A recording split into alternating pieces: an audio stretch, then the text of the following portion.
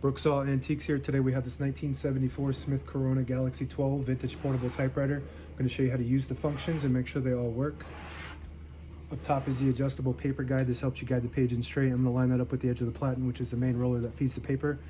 And this is the left margin. I'm going to set this around 0, and then this right one around 75. That's about the length of the page.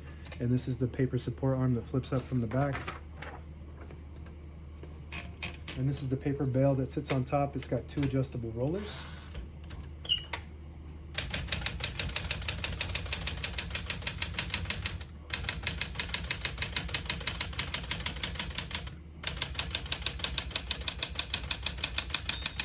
Once you hear the bell, you're at the end of the margin. Hit the slide space, get you back to the beginning. It skips 1, 2, or 3. Right now we have it on single, but if you want double, you just flip that switch back. It skips 2, 1 more, it skips 3. That works good. We're going to keep that on single and finish typing.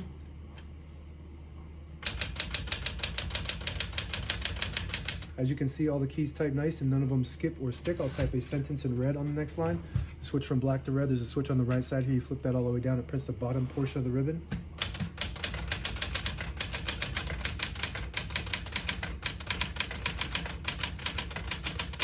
Beautiful typing machine. This is one of my favorites.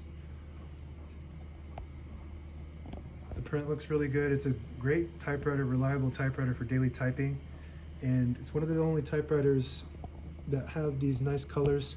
This has got like a brown and yellow color scheme, and it looks. I think it would look really good depending on your, your room that you want to put it in. And I've seen a lot of these where they're lined up, and you got a blue one, you got this one. So if you're a collector and you want to put these on shelves, it would look super pretty, having all the different colors all lined up on one shelf. To pull the page out easy, there's a switch on the right side here. You flip it forward and it unlocks the rollers underneath the platen, allowing you to pull the page out easier, load thicker paper like carbon copy or cardstock. Make sure you flip that back before you load the next page or else it won't load correctly. We'll flip this down for now. We got a shift on each side and a shift lock on the left to clear that. Just hit the shift button again. Backspace on the top left works great. Tab up top here.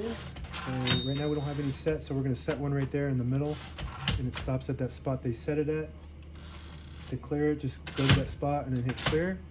And now we don't have any, but I like to set one in the middle, so that way next time you hit that tab button, it doesn't go slamming all the way to the end, causing wear and tear in your typewriter. Backspace on the left side.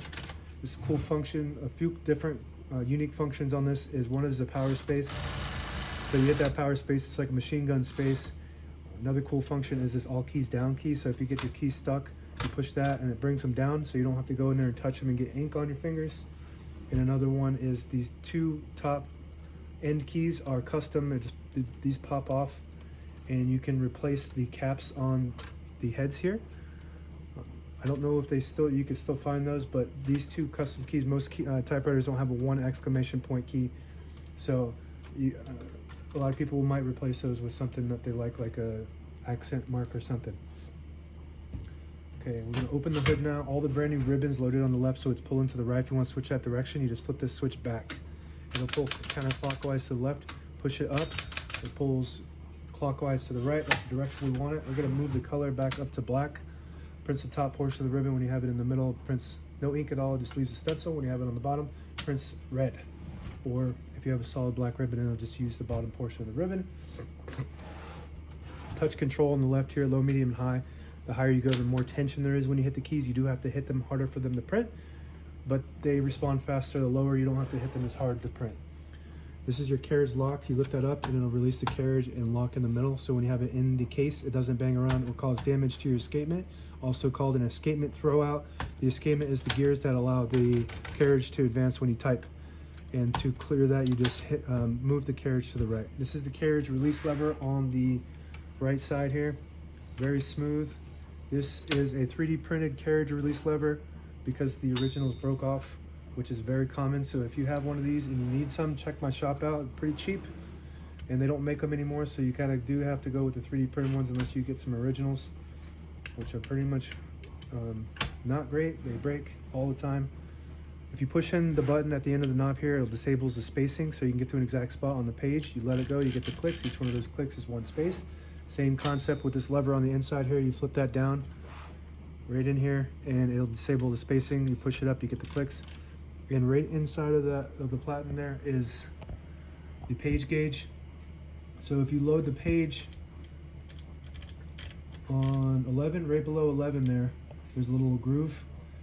It'll tell you on the left when you're getting close to the end of the page. So there's 2 inches there left, 1.5, 1, half, and there's the end. So it's just a gauge to tell you when you're getting close to the bottom of the page. And that's it. Now available on eBay or Etsy. Search Brooksaw Antiques.